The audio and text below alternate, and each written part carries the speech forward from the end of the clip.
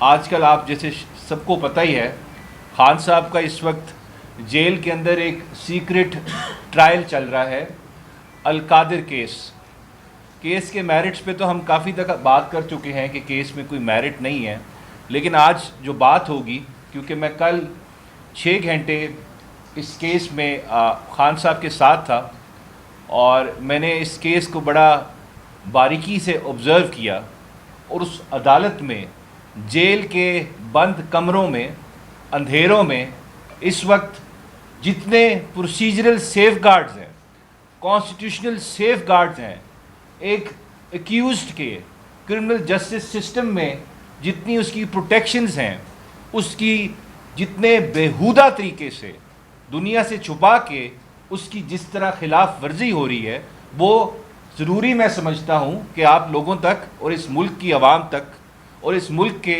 جو خاص کر عدلیہ میں بڑے عہدوں پہ لوگ بیٹھے ہیں ان تک یہ بات پہنچنی چاہیے۔ اب وہاں پہ ہمارے جج صاحب ہیں ناصر جاوید رانا صاحب۔ اب ہو رہا کیا ہے، ویسے نیب کے جتنے کیسز وہ سن رہے ہیں باقی پولیٹیکل پارٹیز کے لوگوں کے، جس میں پیپلز پارٹی کے لوگ بھی ہیں، پاکستان مسلم لیگ نواز کے لوگ بھی ہیں، اور اس ملک کے بزنس ایلیٹ کے اور سرکاری افسران کے کیسز بھی ہیں، وہ جب کیس سنا جاتا ہے تو اس میں تاریخ ہوتی ہے 3 ہفتے کی، 4 ہفتے کی یا 5 ہفتے کی، اور وہ کیس چلتا بھی ہے تو آدھے گھنٹے کے لیے، 15 منٹ کے لیے، یا میکسیمم بہت زیادہ ہو جائے تو 45 منٹ کے لیے۔ لیکن جو القادر کیس ہے اس میں کوئی خاص شفقت کی جا رہی ہے پروسیکیوٹرز پہ، ایکیوزڈ پہ نہیں۔ ہم تو کہتے ہیں نا قانون میں accused is the favourite child of the law, لیکن یہاں پہ the prosecutors are the favourite child of the state and the judiciary. ہو رہا کیا ہے، ڈے ٹو ڈے ہیئرنگ ہوتی ہے اس کیس کی روز، اور یہ کیس 1 گھنٹے نہیں سنا جاتا، یہ 8 گھنٹے، 7 گھنٹے، 6 گھنٹے اس کیس کی ہیئرنگ ہوتی ہے۔ اور جب کیس ختم ہوتا ہے، نارمل پریکٹس یہ ہے جب ڈیٹ اناؤنس کی جاتی ہے تو وہ اوپن کورٹ میں کی جاتی ہے، لیکن اس کیس کی جو ڈیٹ اناؤنس ہوتی ہے وہ جج صاحب ہیئرنگ ختم کر کے کسی کمرے میں جاتے ہیں، مجھے نہیں پتا وہاں کس سے ملتے ہیں، کہ کیا بات کرتے ہیں، یا اکیلے بیٹھ کے کوئی میڈیٹیشن کرتے ہیں، اور سوچتے ہیں کہ میں نے کیا تاریخ دینی ہے، پھر وہاں سے ہمیں تاریخ آتی ہے کہ جی کل آپ دوبارہ آ جائیں۔ یہ اوپن کورٹ کا جو کانسیپٹ ہے اس ملک کے آرٹیکل 9 میں عدالتیں بار بار کہہ چکی ہیں، اس کی بالکل پیٹنٹ وائلیشن سراسر جو ہے اس کی نفی ہے۔ اور ساتھ ساتھ جب ہم کوئی آرگومنٹ لیتے ہیں کورٹ کے اندر کہ جی اس کیس میں ہمارا یہ ڈیفینس ہے، تو جج صاحب کا آگے سے جواب کیا آ رہا ہے کہ جی آپ یہ بات اپیل سٹیج پہ کر لینا۔ اب اس سے میں کیا اخذ کروں، what can I infer from this؟ وہ یہ ہے کہ جج صاحب نے مائنڈ بنا لیا ہے کہ میں اپیل میں جاؤں گا، اور اپیل میں تو میں تب جاؤں گا جب خان صاحب کو سزا ہوگی، اور دیٹ مینس کہ جج صاحب مائنڈ بنا چکے ہیں کہ وہ خان صاحب کو سزا دیں گے۔ تو ہم نے آج درخواست بھی موو کی ہے کہ ناصر جاوید رانا صاحب is disqualified to hear this case anymore because he has spoken his mind۔ وہ اپنا فیصلہ دے چکے ہیں کہ وہ خان صاحب کو کنوکٹ کریں گے، ایک تو ان کی باتوں سے، ان کے کانڈکٹ سے، اور جس طرح وہ کیس چلا رہے ہیں۔ مقصد نظر آ رہا ہے یہ تو توشہ خانہ ریپیٹ ہوگا، یہ عدت کیس ریپیٹ ہوگا، ریاست کی مشینری پوری استعمال کی جا رہی ہے پردوں کے پیچھے۔ میں بار بار کہتا ہوں، انگلش فلاسفر جیرمی بینتھن کہتا تھا جتنے شیطانی کام ہوتے ہیں، سنسٹر پلانز ہوتے ہیں، وہ ہمیشہ پردے کے پیچھے ہوتے ہیں۔ اوپننس آتی ہے تو شفافیت آتی ہے، اکاؤنٹیبلٹی آتی ہے۔ یہ چھپا کے ایک اور سزا لکھا جا چکا ہے میری نظر میں فیصلہ، صرف اس کو انہوں نے ارسال کرنا اور تھمانا ہے ہمارے ہاتھ میں، کیونکہ وہ کہتے ہیں اپیل میں جا کے آرگومنٹ لیں۔ اور دوسری بات دیکھیں، یہ میں ایک ججمنٹ ابھی رضوان آپ کو اس کی کاپی دے دے گا، یہ آپ دیکھ لیں، 2015 PLD سپریم کورٹ 86۔ اب یہ ججمنٹ اس کیس سے بڑی ڈائریکٹلی لنکڈ ہے۔ یہ ججمنٹ ہے چارج شیٹ ناصر جاوید رانا صاحب سول جج فرسٹ کلاس 2005 میں سپریم کورٹ ججمنٹ دے رہی ہے یہ القادر کیس کے ہمارے جج صاحب کے خلاف جب وہ سول جج فرسٹ کلاس تھے. اب سپریم کورٹ کیا کہتی ہے اس ججمنٹ میں؟ ناظم حسین صدیقی صاحب کی ججمنٹ ہے, کاپی لے لیں, اپنی طرف سے کچھ نہیں کہہ رہا, I am just stating what is written in this judgment. کیا کہتی ہے ججمنٹ؟ اس کیس میں ناصر جاوید رانا صاحب جب فرسٹ کلاس تھے میجسٹریٹ, انہوں نے ایک وکیل صاحب کا ریمانڈ دیا, فزیکل ریمانڈ پولیس کو, اور اس ریمانڈ میں وہ ان کی ایبسنس میں دیا. اب قانون کیا کہتا ہے کہ کسی بھی ایکیوزڈ کا ریمانڈ اگر آپ نے دینا ہے تو اس کی پریزنس میں دیں, کیونکہ اس کو موقع دینا ہے آپ نے وہ اپنے آپ کو ڈیفینڈ کر سکے کہ نہ دے میرا ریمانڈ. تو ان کی ایبسنس میں ریمانڈ دیا گیا, اور کورٹ سٹاف نے جب سپریم کورٹ میں کیس آیا, انٹرسٹنگ بات ہے, ڈاکومنٹس کو فیبریکیٹ کیا شو کرانے کے لیے کہ ایکیوز کو پیش کیا گیا تھا. تو سپریم کورٹ کیا ہولڈ کرتی ہے؟ سپریم کورٹ کہتی ہے دا میجسٹریٹ مطلب کہ ناصر جاوید رانا صاحب in current circumstances had directly misconducted himself, کہ انہوں نے مس کانڈکٹ کے مرتکب ہوئے ہیں جج صاحب, اور انہوں نے جپٹائز کی ہے سینکٹیٹی آف دا کورٹ, کہ عدالت کی حرمت کو تباہ و برباد کیا ہے ان جج صاحب نے.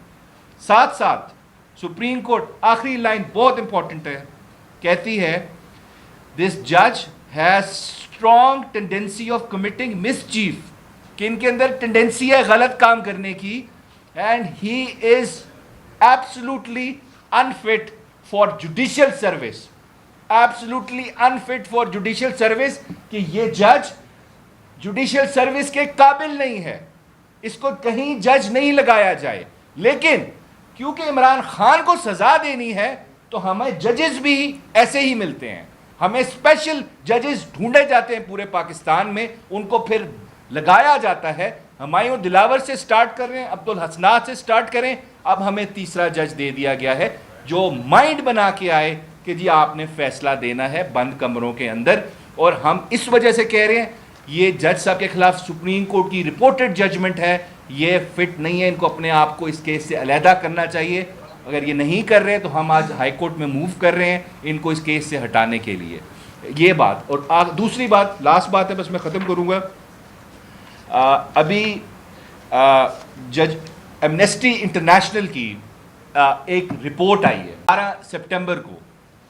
اس میں ایمنسٹی انٹرنیشنل آپ کو پتہ ہے پوری دنیا کا ایک واچ ڈاگ ہے جو آبزرو کرتا ہے کہ ہیومن رائٹس کی وائلیشنز, خاص کر جو یونائٹڈ نیشنز کی ڈکلیریشن آن ہیومن رائٹس ہے اور باقی انٹرنیشنل ہیومن رائٹس کے انسٹرومنٹس ہے, کیا اس کی کہیں وائلیشن ہو رہی ہے کہ نہیں ہو رہی, پھر اس پہ وہ رپورٹ دیتے ہیں.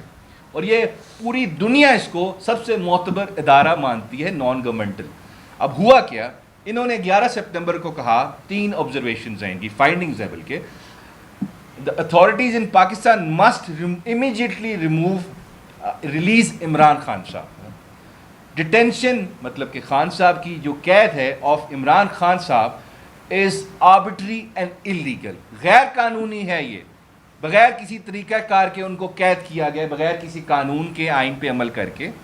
اور یہاں پہ ان کے کیسز میں پری ٹرائل وائلیشنز ہوئی ہیں, ڈیورنگ ٹرائل وائلیشنز ہوئی ہیں, ان کو فیئر ٹرائل کا موقع نہیں دیا گیا.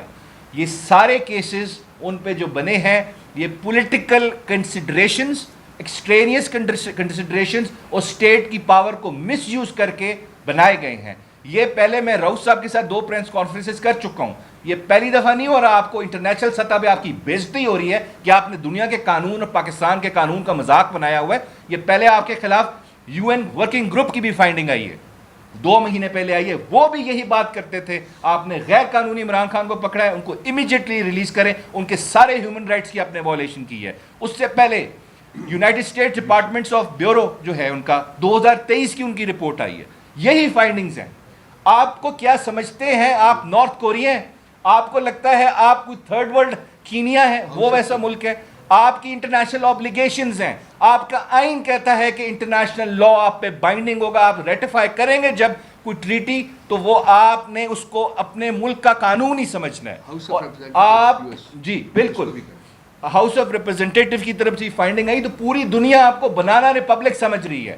آپ اگزامپلس دیتے ہیں یہاں پہ افریقن ملکوں کے جب ڈیفینڈ کرتے ہیں انٹرنیٹ کا بین, آپ کیوں نہیں اگزامپل دیتے کہ جی برطانیہ میں کیا ہوتا ہے؟ آپ یہ اگزامپل کیوں نہیں دیتے امریکہ میں کیا ہوتا ہے یا اسکینڈینیوین ممالک میں کیا ہوتا ہے؟ آپ کا ڈیفینس ہے جی افریقہ میں یہ ہو رہا ہے, جی کینیا میں بھی تو یہی ہوتا ہے. کیا آپ کا ماڈل کیا ہم نے کینیا بننا ہے, افریقہ بننا ہے؟ کیا ہم نے صدام حسین کا عراق بننا ہے؟ ہم نے نہیں بننا. ہم نے ایک فلاحی جمہوریت بننا ہے جہاں پہ ہیومن رائٹس کی پروٹیکشن ہوگی, جہاں پہ لوگوں کی عزت ہوگی, لوگوں کے گھروں میں نہیں گھسیں گے آپ, لوگوں کو فیئر ٹرائل ملے گا. تو اس وجہ سے خدا کا خوف کریں. دنیا آپ پہ ہنس رہی ہے, آپ کہتے ہیں ہمیں آئی ایم ایف پھر پیسے نہیں دیتا, ہم پہ کوئی ٹرسٹ نہیں کرتا. آپ اس طرح کی حرکتیں کریں گے تو کہاں پولیٹیکل اسٹیبلٹی آئے گی آپ کے ملک کے اندر؟ تو اس وجہ سے ایک شخص کو آپ نے بے گناہ قید رکھا ہوا ہے. آپ کا مقصد یہ ہے کہ آپ نے اسٹیٹ کی پوری پاور استعمال کرنی ہے ٹو انشور کہ وہ کنٹینیوسلی انکارسریٹڈ رہے, وہ جیل سے باہر نہ آئے, جس کی نہ آپ کو آئین کی پرواہ ہے, نہ آپ کو قانون کی پرواہ ہے, نہ آپ کو ہیومن رائٹس کی پرواہ ہے, نہ آپ کی انٹرنیشنل اوبلیگیشنز کی پرواہ ہے. لیکن میں مانتا خان صاحب کو ان کی تعریف کرنا بنتی ہے کہ خان صاحب نے افق تک نہیں کیا, جیسے شبلی صاحب بتا رہے تھے کہ ان پہ آپ نے کیا ظلم ڈھائے, کس طرح ان کو رکھا اٹک جیل میں, پھر یہاں پہ رکھا, لیکن اس شخص نے شکایت تک نہیں کی, لیکن وہ حالات سے لڑتا رہا. ایک شبلی صاحب سے اجازت دوں گا, مجھے احمد فراز صاحب کا اس چیز پہ وہ ایک شعر یاد آ گیا کہ وہ خان صاحب دیکھیں, میں کہتا ہوں وہ شکایت نہیں کرتے ان کے ساتھ جتنا ظلم ہوا, لیکن ساتھ وہ 50 روپے کے اسٹامپ پیپر والے لیڈرز ہوتے تھے, پل پل کی خبر آتی جی پلیٹلیٹس اتنے گر گئے, ہمیں ملک سے باہر بھیجیں. وہ احمد فراز صاحب نے بڑی پیاری بات کی تھی, ہم کے دکھ اوڑھ کے خلوت میں پڑے رہتے ہیں, ہم کے دکھ اوڑھ کے خلوت میں پڑے رہتے ہیں, ہم بازار میں زخموں کی نمائش نہیں کی ہم نے. تو خان صاحب نے نمائش نہیں کی, لیکن بڑے زخم اگر کسی دن وہ بتانے پہ آئے تو میرے خیال سے آپ کا اور کیا کہتے ہیں وہ یہاں پہ بڑے خوفناک قسم کے انکشاف ہو سکتے ہیں. لیکن وہ شخص ہے, وہ برداشت کر رہا ہے, لیکن اتنا ظلم نہ کریں کہ اس کی عوام ہی آپ کو پھر جواب دہ کرنا شروع کر دے.